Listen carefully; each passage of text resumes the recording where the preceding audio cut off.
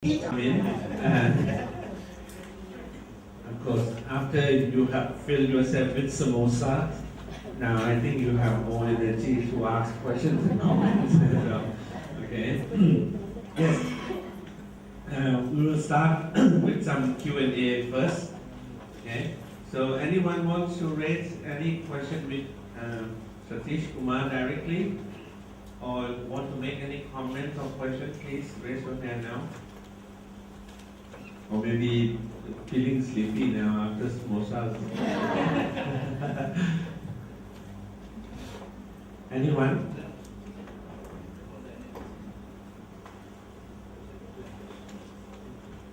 Want to raise this point? Perhaps you want to ask?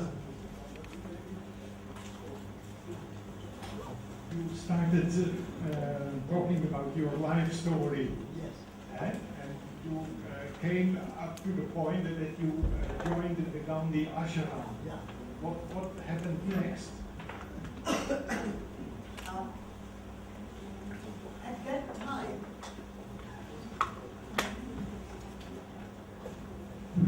At that time, Gandhian movement was led by a very charismatic and wonderful man called Vinoba Bhave. And he said that as India became independent through non-violent means, we should make India independent economically, socially, culturally. But political independence is not enough. And so, what is the main problem of India? Poverty. Why? Because land has been taken away from people and has been given to few big landlords.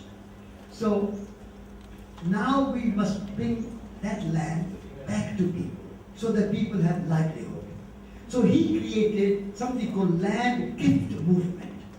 I joined that movement. And Vinoba was walking north, east, south, west, all over India.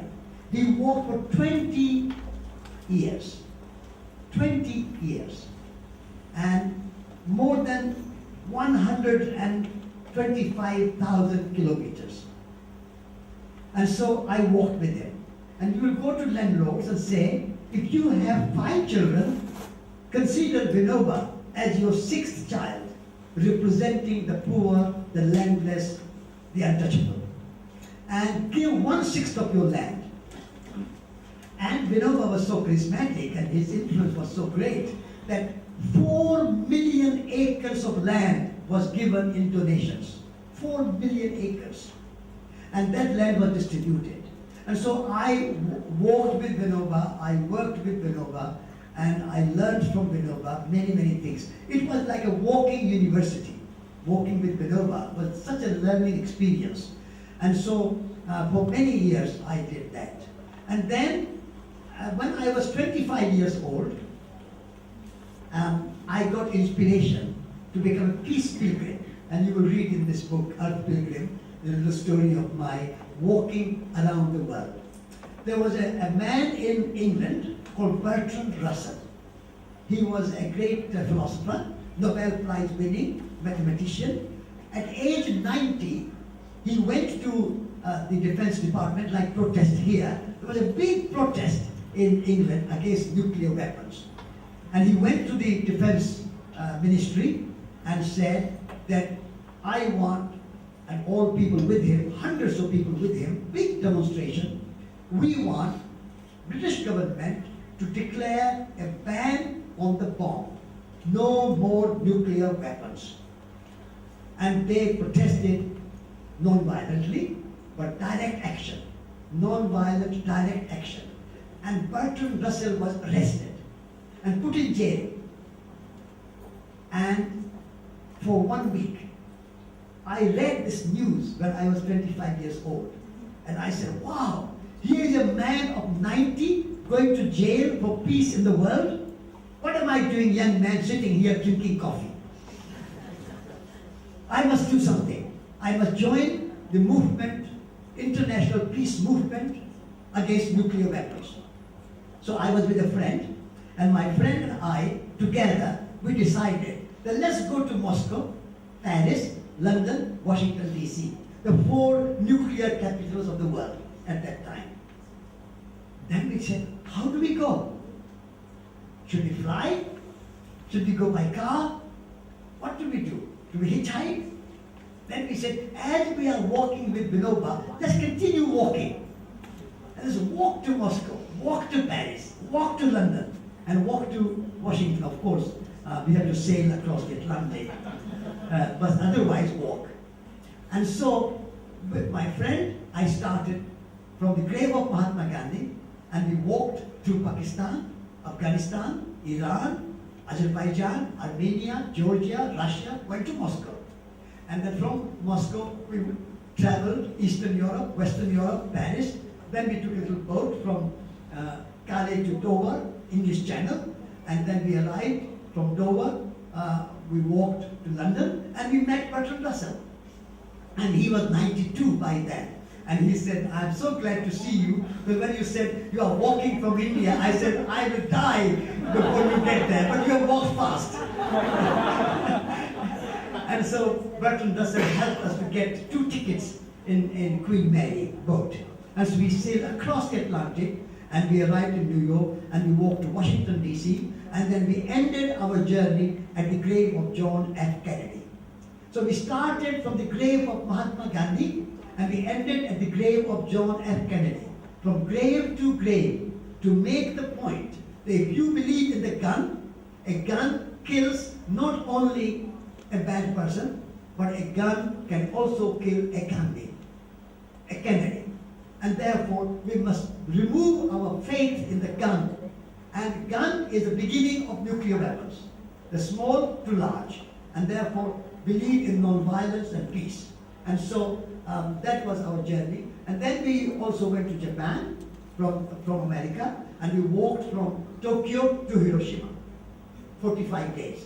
And then from Hiroshima, we took a boat back to India. And this way, for 2.5 years, we made the journey around the world for peace. So that was the kind of Gandhian-inspired idea of peace and non-violence. And that is a kind of Earth Pilgrim, my book that you have got now. That story is a little bit in the book, and I'm telling what is the difference between being a tourist and being a pilgrim.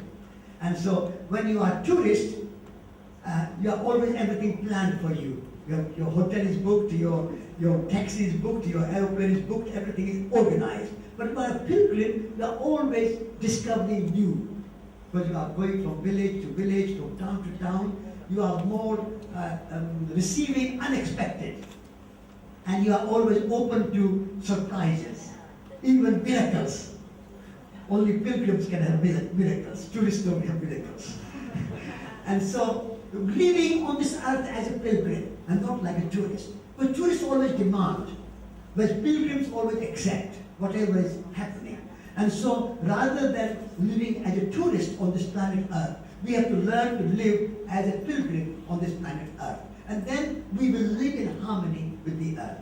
And so I consider myself as a pilgrim on this earth, pilgrim of life.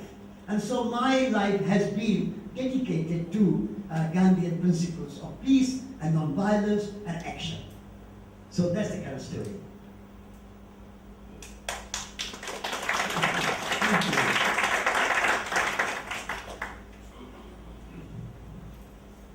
I would like to ask that when you mentioned that we should learn to read from nature, you mentioned about biomimicry, and you said that we should practice working with our hands. And I was raised up in a city, and I have worked with my head for all of my life. How can I turn to be a gardener? Is it necessarily to be a gardener, everybody? And you said about opening organic shops, but as far as I can see, organic shops don't work well. Even in England, it was very quiet there in the shop. And how can we make this become more practical in reality? Yes. So the first thing is to find out what you like doing. Is there something you like making? And there must be some places where you can learn to make something. You can learn to make pottery. You can learn to make furniture making. You can learn to make sculptures. You can learn to make painting. You can learn to make something with your hands. You have to find out what do you like making. I cannot tell you, because I don't know you, what you like making. But only thing I can say is that ask yourself what I like making, rather than just reading and computers and just talking and thinking. What do I like making?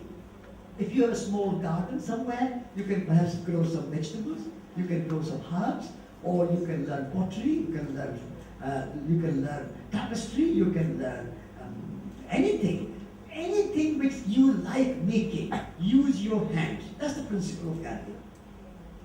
And then I would like to see, if it is possible for you, if you are working 5 or 6 days a week, try to work 3 or 4 days. Try to negotiate with your employer to do half time for money and half time for something which really your heart and your passion and your vocation is asking you to do. Because we have become wage slaves. We are like slaves and we get salary, but we do not do things which are really passion of our heart. And therefore we are missing out. We are wasting our lives by just doing something day after day after day, working in an office or working in a bank or working in a factory or working in a shop. And we are not using the human talent, the human potential that you have. You have a tremendous potential. You can be a great painter, a great writer, a great poet, a great farmer, a great grower, a great Buddha. You are a potential Gandhi yourself. You are a potential Mother Teresa yourself. So find your potential and do not waste life just working in an office day after day after day or in a shop or something. So go part-time if you can and learn to make something with your hand. And use your imagination and your creativity to be yourself, to discover who you are and be yourself. That is your challenge. But she also asked that, these organic shops are not doing very well also in terms of selling and purchase. Are we moving towards a direct path? Yeah. So if organic shops are not doing well, you have to ask why. Maybe people don't know enough because people should know that if you are eating vegetable and food which has been grown with chemicals and fertilizers and pesticides and herbicides, that is not good for your health. And therefore, you have to educate people. You have to give them a flyer about why organic. You have to talk to them why organic. This is your challenge to make people awake. Make people aware, make people mindful about their food. If you are eating food which is not good for your health, not good for your mind, not good for the environment, not good for the earth, then it is not good food. And so your challenge, young people, you need to find a way of communicating with people so that they will come and buy organic food. That's your challenge. But statistically speaking, we also have some organic farmers at Chulalongkorn University. They are doing very well. Okay. Much better than my salary at Chulal. You have different sides of the picture. But what do you like to do by hand? You yourself by hand? I do gardening. And I love gardening. I have 2 acres of land. And I grow potatoes, carrots, asparagus, spinach, cabbage, raspberries, strawberries, blackcurrants, red currants, gooseberries, apples, pears, plums. You come to my house, you will see I can serve you with real apple juice made with my hand. And then I like cooking. I like cooking. So gardening, cooking. At Schumacher College, I cook sometimes for 40 people. And I enjoy cooking. So cooking, gardening is my great love. And my wife also a good gardener. So we do it together. And then I like walking, lots of walking. I go walking every day, 1 hour at least. And that way I use my legs, I use my hands, and I use my head and my heart. Anyone? Sorry, you. I think this question is on fear. Yeah. So I mean, I heard you talk about it a little bit, but I want to, give an introduction briefly that I sort of understand about the idea of sustainable living, way of living, but within my surrounding environment, my parents, my relatives, many people try to strive for personal achievement, make more money, make more profit. And that kind of expectation are also on me. They think that's how I can be able to live successfully in life. Although I want to go out of that that kind of thinking, is oftentimes the idea of that I need to help make my parents feel that I'm gonna be okay by going to that path. It is, both fear and trying to help my parents to feel that I am doing okay. This is a big challenge for me. They are big challenges for me to try to go that path. I would want to ask, what would you suggest maybe other people who may be thinking and feeling like me to do? Okay. Thank you. To be free of fear, you need the antidote of fear. And the antidote of fear is courage. We need to live with courage. Courage, the word courage, English word courage, comes from heart. Courage is a French, Latin word courage, is the heart. So strong heart, resilient heart gives you courage. So courage is the antidote to fear. When you have fear, you are timid. You have no courage. You don't take what risk. You want to do everything safe. What everybody likes, you want to do what everybody likes. And therefore you are timid. In courageous situation, you can take risk. And you can take adventure. You can take a journey of adventure. So you have to always think that life is a journey of adventure. If you do think you don't want to take risk, you don't want to annoy anybody, you don't want to stand up for your values, then it's a timid, it's a fear. So if you want to be free of fear, access to your courage, your heart, your courage, and take risk. And do not be afraid. The greatest fear is fear of making mistake. Fear of failure is the greatest fear. So do not be afraid of failure. Do not be afraid of making mistake. By failure and mistake, you learn. If you don't make a mistake, you don't make a failure, you don't learn. And so, do not fear the failure. Mistakes, no problem. Problems, no problem. Welcome the problem. Because when you have problem, you have ingenuity, you have imagination to solve the problem. That's a challenge. Like Sulak said yesterday, crisis becomes an opportunity. So problems become an opportunity to find a solution. And therefore, to be free of fear, you have to be free of fear of failure and making mistake. If life is all smooth and simple and laid for you and planned for you, and your job is laid and your pension is laid and everything is done, it's a boring life. It's a boring. If you want something exciting life, then you have to go for new places, new ideas, new work, new way of doing things, new way of writing, new way of thinking. And so, in a new way, you take risk. And if you fail, you try again. Like a child, when child learns to walk, how does it walk? How does it learn? It learns, gets up, falls down, gets up, falls down. Child is not afraid of falling down. Only by not being afraid of falling down, the child eventually learns to walk. In the same way, how the child learns to speak. They speak very unintelligible, unlegible, kind of words come, ma, something like that. And then they start to speak perfect English, perfect Thai, perfect French, perfect Sanskrit. How do they learn? By making mistakes. So do not be afraid of making mistakes. Do not be afraid of failing. And be courageous. And do not always live to please everybody.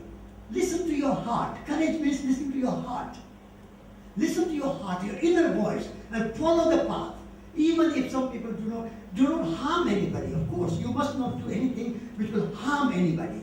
But do not always try to please your parents, or please your friends, or please your brother or sister, or please somebody. That is not necessary. You must not do any harm, be non-violent, but do something which your heart tells you to do. Listening to your heart is the courage. And that is antidote to fear.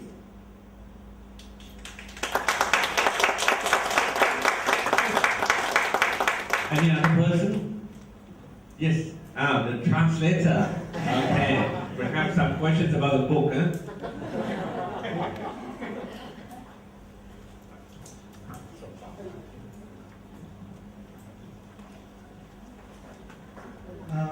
Satish, you have a good heart, and I have a nagging question. I'm just curious to know how often do your anger, your hatred, your negative emotions arise in your daily life?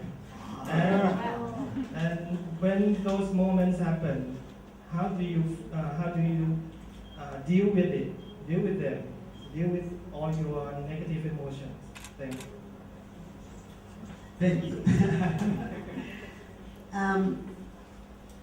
Few years ago, I used to get angry.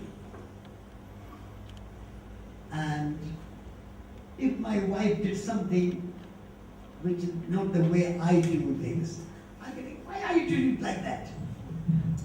But then suddenly, one day, I decided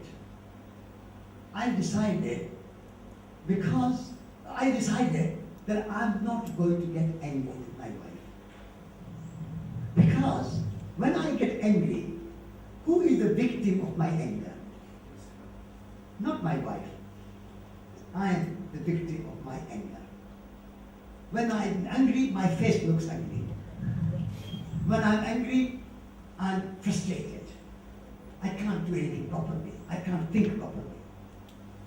So, in those days, what I used to do when I was angry, I would go out of the house and in the garden. I would go gardening or walking under a tree, and that was helpful. So if you get angry, I would advise you to leave house. Don't talk to person with whom you are angry, and go out in the garden or under the tree or go for a walk. That's what I used to do. But then I decided not to get angry. So if whatever my wife does, or my children do, or my staff, well, I have 10 people working for Researchers Magazine, and about 10 people at Schumacher College. So people do different things, different times, in different ways. Everybody has their way. If I dictate everybody to do things as I like, I'll be angry all the time. And so I decided that there are more than one way of doing something, so let my staff, my family do what they want to do in their way. So I decided not to get angry. You can decide too. Everybody can decide. See, your decision. You can decide whether you want to be a victim of your anger or you want to be a master of your anger. This is up to you. The other negative emotions, this thing is that if you have a little bit of negative emotion, that's natural. Like you have in your food a little salt, pepper, a little bit of chili, Thai chili, quite nice, spicy. But if you have too much chili, they can't eat it. If your plate is full of chili and no cauliflower, no cabbage, no other food, no rice, then you can't eat it. So a little bit of doubt, a little bit of anger, a little bit of fear is okay. Because we are humans. But like Thich Nhat Hanh says, in a field you have flowers and you have weeds and you have some thorns as well. So it's always the gardener is to weed the thorns out, the weeds out, and always try to plant the flowers. So even then, I'm a gardener for now 40 years, more than 40 years, and still in the same garden, weeds keep coming. So every year I have to weed them out. In the same way, a little bit of anger, a little bit of hatred, a little bit of negative feeling come, then I weed them out. And I think positively, I think balance it out. So it's always a journey. Overcoming your negative emotions is a journey. It's never a time, like a garden, never a time when garden is completely free of weeds. In the same way, your life, as long as you don't die, always there's a little bit of negativity, natural. But always keep it under control. Keep it under your mindfulness. You are mindful. Oh, I'm now angry. Now I have hatred. Now I'm doubtful. I'm now fearful. All the emotions. If you are mindful, then you can control them. You can be in charge of your emotions rather than driven by emotions. So that's a journey. Meditation, mindfulness are the technique to understand your negativity. No, in fact, I wanted to interrupt a bit. Yeah. When you said, let your staff do things, and my staff was, showing me a signal. Listen to him. Leave me alone. You're opening the way